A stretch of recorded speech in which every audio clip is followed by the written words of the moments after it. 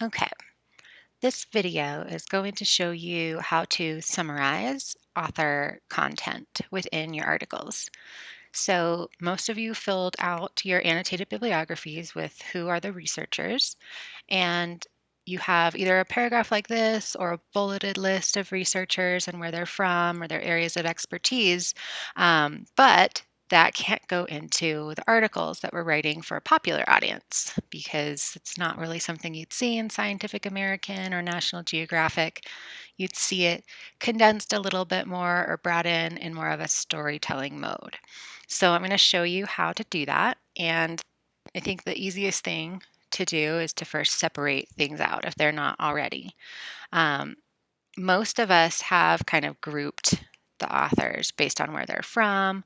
We have a few different sentences, and if they have different areas of expertise.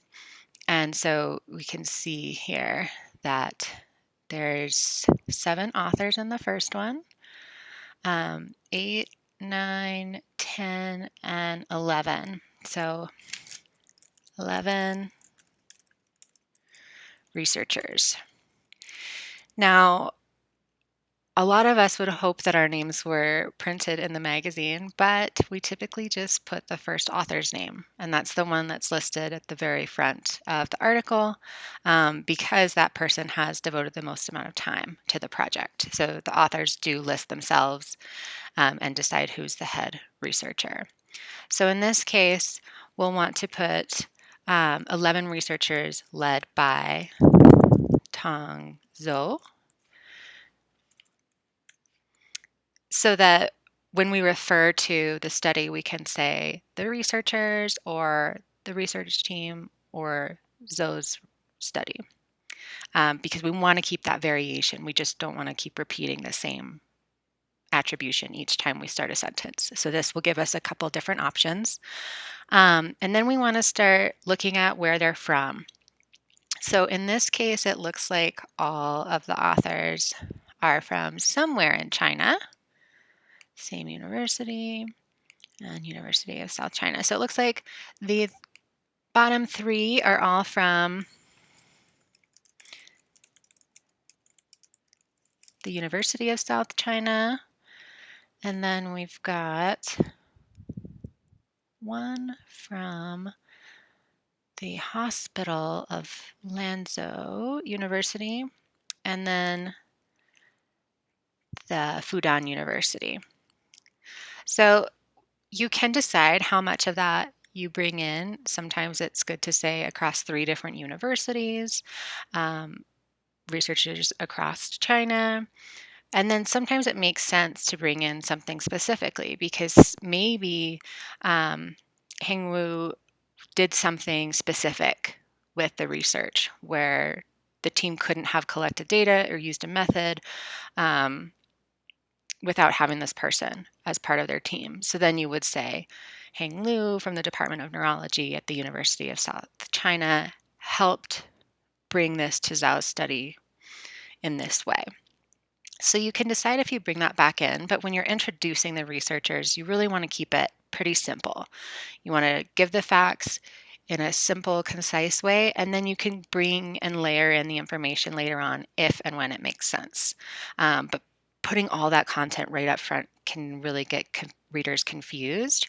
And it also breaks up the reading where instead of focusing on the purpose of the research, they're trying to understand, okay, where's this university and who's this and where's this. And so if you can break it down and make it easier for them, that's what readers are looking for. They still want to find trustworthiness in it. So 11 researchers led by Tong Zhao from various hospitals and universities across China conducted a study on, and then you would put your research in there. Then what the next most important thing to show is what departments they're from.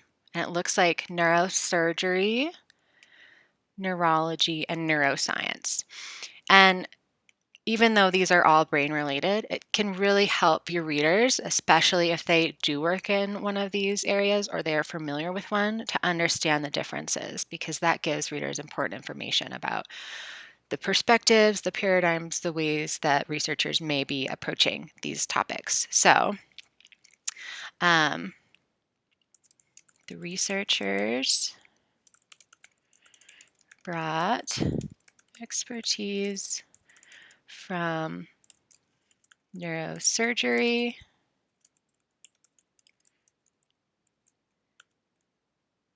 neuroscience,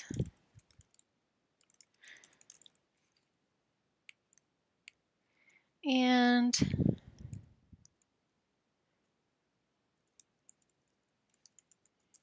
neurology to complete their research. Something along those lines. Um, the other thing that you would want to include in this first introduction is probably the year. So maybe 11 researchers. And this really just helps readers know, okay, this was a big study. This was done by a lot of people. This is where it happened. It gives that introduction. And then they know that you're going to be talking about this study for the rest of that time until, if you introduce another author, you would do that in another section that follows. But usually for your first article, you're just talking about one study. So then they'll know that this is the study you're referring to. Then you can come back in and say, to start the next paragraph, these researchers from 3 different universities collaborated to observe 459 participants.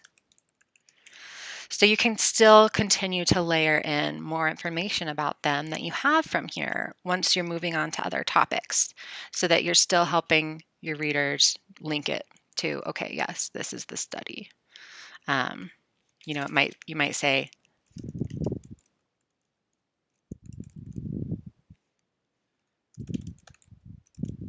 they're a team of researchers from 3 different universities, just so that readers know you're still talking about the same thing, even if you have, a couple paragraphs of information in between, letting them link back up. The other important thing that I'm doing here is a change that they made in APA this year, and that is gender terminologies. And so rather than assuming the gender of an author, they now say that it's more appropriate to just use the plural. So Zhao and their team. And then that way you're not making any assumptions or biases depending on the language that you're using. So that was intentional that I used that, and something that can be helpful to think about, especially with it being noted in the newest 7th edition of APA. So really what we're doing is we're condensing all this information into something a lot shorter and more concise, which is what you're going to end up doing with a lot of the content you have in your bibliography. And then you'll add explanations in your own words to help readers work through it. So definitely be using this as a tool, going back, looking at things, and start trying to practice this summarizing, even in your drafts. And then I'll be sure to give you feedback. And you can even just send me an email with a couple sentences and say, does this look all right?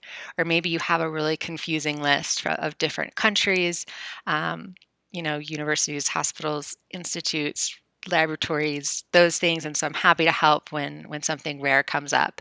But usually it looks something like this, or even a little bit more condensed with fewer people from fewer locations. So I hope this video was helpful. Please email me with any questions or concerns.